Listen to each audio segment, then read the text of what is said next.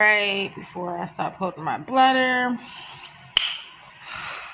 Oh, I'm so glad Jesus is coming soon.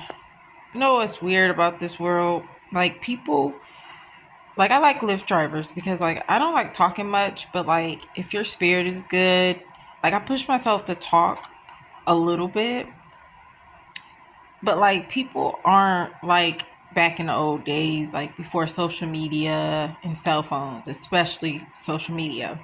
But people can't just have a conversation without, oh, we got to be friends or we got to be in a relationship. Like, can't somebody have a good conversation and just keep it going?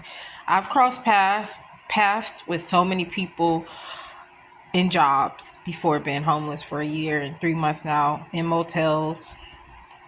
Mind you, I don't know why somebody let their kids put stickers on here, but anyways,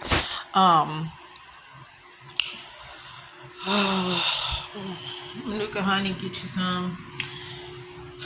Those donuts wasn't that good for some reason. But anyways,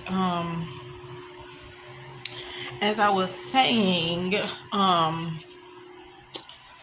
people can't just be like how it was before. And I'm so glad I grew up without cell phones because it's nothing but trouble and you can't live in a moment, okay? Now I live my life to the fullest then versus now. And of course I didn't accomplish everything dream wise and goal wise and like things I wanted to do, like lose my virginity, go to Paris, elope, ride a horse. Riding a horse, I'm pretty sure I still can get to one day, learn how to swim. With my bladder condition, it's like bad, but I really don't know how bad it is still with the Botox in me after 3 years. Shoot, it's about 4 years now because I have a hard to detect bladder infection. They aren't the same. Once I'm able to get out of motels back into my place and later on a car because I lost my car, 5,000 cash, all cash, not listening to my elders and helping the wrong people. But anyways, you can't get no car for 5,000 used all cash anymore. These days, even moving into a place is very difficult because the deposit is basically about how much rent is. And obviously, you would want to do a house or duplex versus an apartment. The place that I left was almost $1,000, and it wasn't my homeless because of the money. I was down with $12,000 of savings and returned to work, and my car wouldn't start from again helping around people. But anyways, I'm not gonna show like inside my refrigerator and freezer. But anyways, I'm at like 1,200 paying weekly at a motel versus a daily one, which I got to 1,000 less than 4 weeks. Okay. And soon I'll have two jobs. I was supposed to have one errand done, like two last important errands done. One just gonna have to wait. The other one I'll get to real soon, probably Friday. And then I got two doctor's appointments. Then I can work on very important these two. And I'm almost done paying off debt in the public. But once I pay off my debt in the public, I'll be able to work on getting a place. And that's why I need two jobs. One is paying way more, which is 16.50 versus $15 an hour. And if you do really good over time frame, it'll go to $18. Plus I'll be working by myself. So of course I love my days off, so I really won't have off days anymore until like I'll choose one job over the other after getting a car again. And unfortunately it won't be used. I can't pay it, I would have to do payments. I always hated that. Whether it was for furniture, I always pay all cash. Okay. My first place was a duplex. I paid all cash for my furniture. And I never fully furnished my places because I've been in apartments, duplexes before. One duplex, three different apartments, but it was the same apartment complex. Looks are deceiving. But I don't know. I'm just really glad that this isn't my final body. And I can't wait to get on antibiotics because dealing with a disability plus a bladder infection, I will be one big cranberry drinking person. But dealing with all this has taught me so much. Like, I literally seen somebody in the grocery store and I didn't speak to them. I looked and looked away and kept walking. That's how it's going to be towards my immediate family if I ever cross paths with them, or people like who I don't talk to or who I'm not close to, or people from high school. Like, if we're not close, I will literally walk right past you and not say nothing. I mean, that's life, like, it's at the end of the day. And then these it's certain people that I literally couldn't even get a blanket from, living in my car during the winter. I've lived on apartment floors. I've lived in shelters that were a nightmare. I got kicked out of one I couldn't even work. One I got a bladder infection from. Okay, I've been to 3 different shelters, 2, and then one was an emergency shelter. And I was supposed to stay afloat in motels, but then bad things happen all the time because I have bad luck. Okay, where it took too long for me to work when I was supposed to work within 1 week, not 2 going on 3 weeks, which was going to be 3 weeks, and I had to go off on them. Didn't get my paycheck. I had to wait 2 weeks when you get paid weekly because they made a mistake. So that's nothing but the devil. And I've dealt with a lot of spiritual attacks at shelters, and obviously with my immediate family. All of us are not close. I'm only partially close to literally one of them, and that's it. But anyways, what I'm trying to say in this video is, like, I may have lost everything. Like, I've had to leave behind so much brand new stuff and numerous stuff in my apartment, but I had stuff able to be stored in my car. But I took, obviously, things that I didn't take everything. Okay, I actually also had surgery recently before being homeless, which, due to the bladder Botox, my rectum fell out. Okay, don't put stuff in your body. And I was so desperate to try to get better. And if you ever, I always advocate for people like in Lyft cars and just times where people talk about the world and I can mention about Jesus. Or sometimes I'll just mention it if I feel your spirit is good. And I've taken Lyft for a whole year now, where before I was driving for 6 to 7 years. Before that, I was on the bus for 9 years. And I've had almost 90 jobs. So I got almost 3 degrees on the bus. So anyways, this is the most hardest thing I've ever dealt with. I thought being cross-eyed from 6 to 13, I had to wait till I was 13 years old to have eye surgery because I had an accident when I was a kid. And one of my sisters was playing and tugging a toy, and I ran into the wall and it crossed one of my eyes. I thought that was hard, and it was hard. I got bullied every single day. You would think people would stop bullying me because we know you're cross-eyed, but each day was like it's like kind of what I deal with now with my disability. Like, at a job, like, it's a few of them that act like I don't have a disability, but this is a job that will tolerate it, but not entirely, because like I had to push through to make it work, or they wouldn't deal with it. So it's times where I have to hold my bladder, or I'm not completely empty, but it is what it is. And that's mainly because of the Botox, but also because of the bladder infection. And I don't know how well I am with the Botox in my system still, or if it's not, but or how much is still in me. Because at one point it was really bad before I got a bladder infection, where it took like numerous side effects. Hard to pee. I mean, not hard to pee, hard to empty your bladder, push to pee. That's what my Botox, that's what my rectum fell out. But then having that surgery, it got a little easier, but I still have to push, but not as much. In that time frame, I was dealing with constipation, so I have to watch how much bread I eat and make sure I drink lots of water. And I always drink lots of water. The main issue is bread, so I watch my intake on breads. Yeah, but anyways, and then other side effects like bending to pee. There's numerous side effects, like 10 side effects. But I just advocate, and it's really good to talk to these Lyft drivers because, like I said, I end up, it be females, males, all different races. But it's just good to know, like, people can have a conversation and continue their life. Like people these days feel like everybody always looking for stuff, like a friend or a relationship. Why can't you just look for a conversation and go about your life? Like, that's who I am now.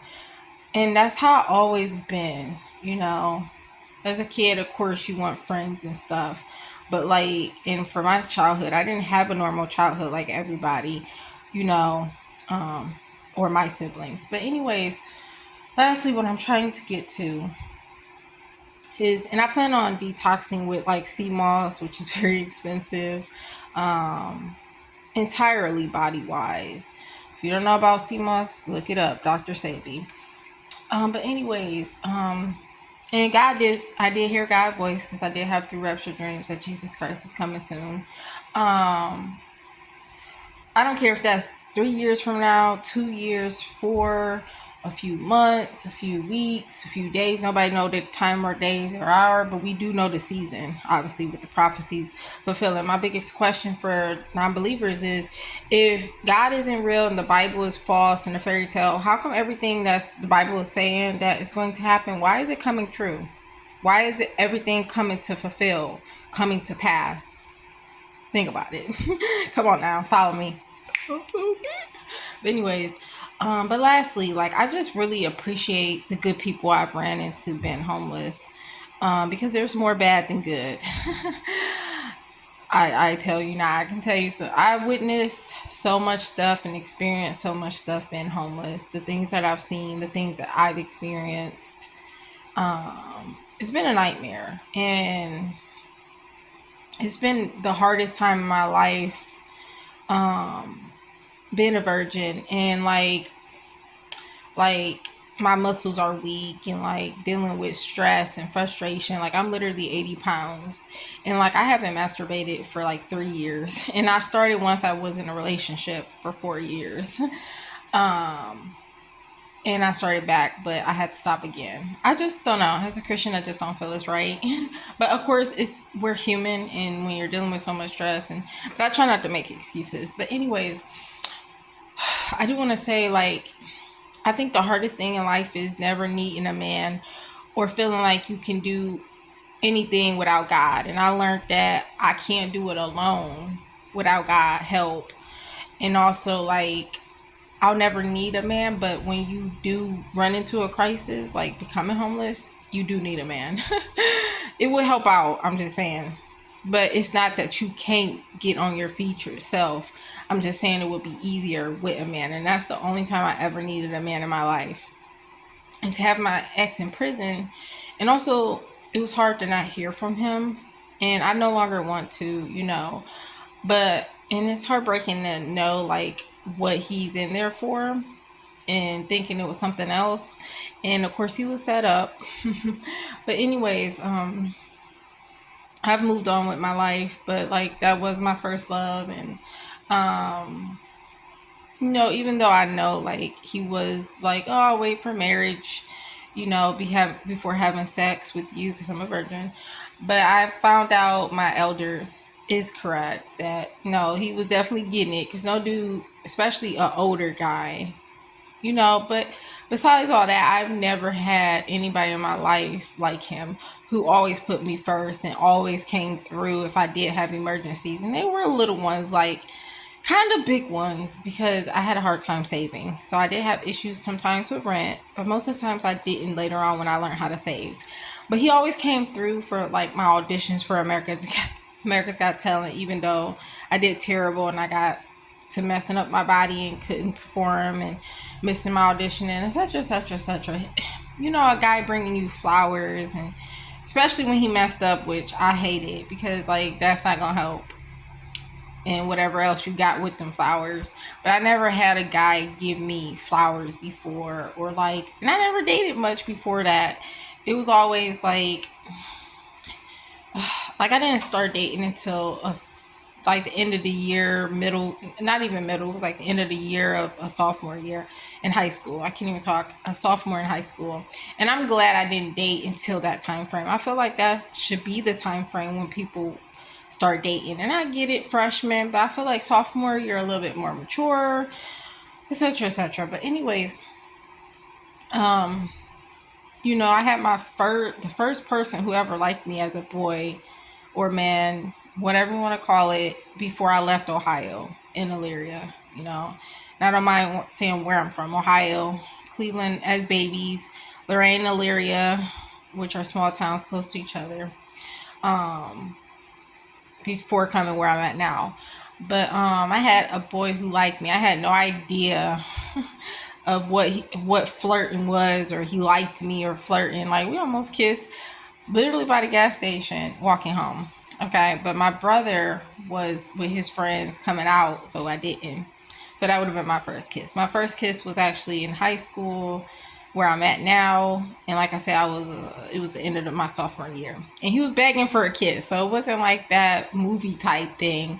But the movie type thing, like, the movies like Cinderella and them cheesy movies, I've always liked them. I don't like them no more, but I've always liked them. Like, for example, holidays and handcuffs for the holidays, or movies like that where you just like, it's like a magical thing, like it's a cheesy thing, but it really happens in life. Okay, but anyway, so I had that moment. I don't think I ever had that type of moment, because like I said, the person in high school that I dated begged for a kiss. So I finally just gave in. And I had the usual walking your boyfriend walking you to sometimes to your classroom, and you kiss or whatever, and like bringing you like little things like snacks. It was never gifts. And I cut that off because I wasn't ready for a relationship, and it didn't seem like we was in a relationship, because we only went on one date. Okay, and like I said, I didn't know what I was doing. And then I had this other guy who liked me, and I feel like he was a jock and he was very popular. So I was like, I do not trust you. And good thing I found out years later, because I was like, I'll never know if he was like, because he kept saying, you can trust me, I'm not like that. But later on, I found out he was a F-boy. So it's a good thing I didn't. But it was, I had a moment in like the movies where like I was like a legit nerd or something. Like, we went to the movies, and mind you, the one from high school literally wanted to finger me. But anyways, this guy, when we got in a car, we did kiss in the movies. It was like, no, we didn't kiss in the movies. But when we got in his car before he dropped me off, like he kissed me, and then I knew like he wanted to make out or whatever. So I hurried up and got out the car like a nerd, like, and just stood like against the door after I shut it, like turned away and just walked away. Like, I wasn't ready for that. Like, I'm such a nerd. And then I started blowing him off after he wanted to date more. And I blew this other guy friend from college off who wanted to date. I had a guy friend in college who liked me undercover, but we were just friends. And then his friends, of course, liked me, and they were bad boys, and they were younger too. But anyways, I didn't have too much dates. I did have another guy from high school I dated for, it was just a date. It wasn't no dating. A lot of time frames I wasn't ready to date. So when I finally almost was killed and raped after all these things, in that time frame, I had a conflict with the same person I helped, who was the wrong person, where I got kicked out, but I had somewhere to go, friend wise, out where I'm at. And it was literally for like half a year. And then I got my first place. So I should have learned my lesson a long time ago. And then I didn't fool with this person. He's actually my stepfather for 2 years. And then I reconnected. And that was the worst thing I could possibly do. And I'm a person who always get put over by people, like my mother, boyfriend over me, my father, stepfather. I mean, my real father was never in my life, never gave me anything, a birthday card, a phone call. So like, to be in a relationship for 4 years, it was really, really deep for me. And with a disability, I don't see myself ever been in one. If like he was a good person, and like he was a good person, but he do bad things, but like he's like a street person and do parties too much and stuff. But like, anyways, hopefully he changed. I pray people change, not just my ex, who's in prison. Like, I know his release date and everything, but anyways, and at one point in time, I wanted to hear from him, reached out to his brother. His mother tried to not tell me information because he had so many different exes. She didn't even know who I was. We met in person before. It was very like movie-like too, when I found out of nowhere I was going to be meeting his family, which his sisters didn't like me. Of course, a lot of females do not like me for no reason without even talking to them. They do not like me. It's kind of different now. I don't know what's the difference. Before, I used to wear makeup. Now I don't. And of course, I look horrible after being homeless without my skincare. But anyways, um, and I'm just trying to get to the point of saying, like, I just advocate for people to not put stuff in their body, especially these young people. Like, I went into McDonald's using the bathroom, seeing these young people be able to live. Anybody is able to live a normal life, and I can't. Okay. Uh, it's a lot of anxiety all the time because I know I'm gonna have to go to the bathroom, and like just to live in a moment, I can't no more. Like, for example, 4th of July. But anyways, it's to the point I won't even do anything because of it. It's like, what's the point? But anyways, hopefully one day I get better to work back in my field as a teacher assistant. But I'm trying to say, like, I'm so glad that the rapture is near, no matter how long it is, because I get a new body. I don't have to suffer and hurt and struggle no more. And just to make ends meet, like, I'm literally at a motel where, like, the heat don't stay on for as long as I need, or you got to pay for your own tissue, your own. And thankfully, I was able to get bedding. But anyways, you have to provide your own. It's just everything is so expensive. It's like crazy to live.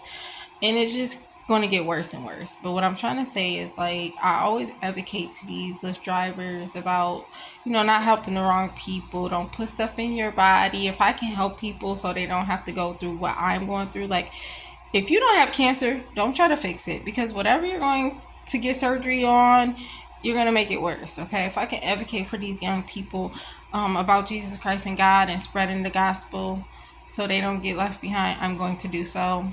I love when conversations already pop up during a Lyft drive, or, I just love it because it's not pressured, and it's just like, it's like nothing like social media. It feels like back in the day in the 80s and 90s again, when there wasn't social media or Facebook, and you just cross paths with people and you can talk to people, and that's all you really need. And you don't need that either, but like, people these days are so needy.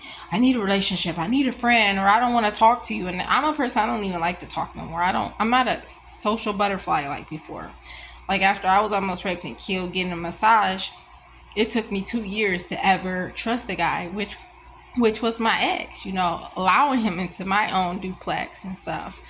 And like I said, that was my first love, and we literally did everything. Went to concerts, always out to eat. Like, I just lived my best life with him.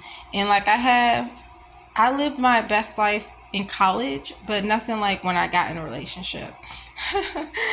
Like, we went skating together. Like, we did so much stuff I haven't did for years, or I never did, like a concert like Bone and Thugs and Harmony, literally VIP sections. So anyways, numerous things. But I just pray for people to change, and um so much stuff is going to get worse. And like, this situation that I got in just showed me so much about people. And like, I don't waste my time even on Messenger responding to people unless it's important or you're close.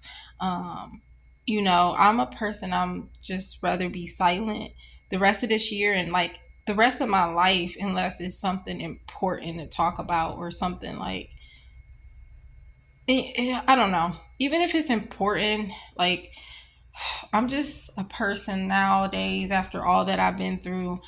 I love my peace, TV shows, movies, and I can barely even make it, doing so.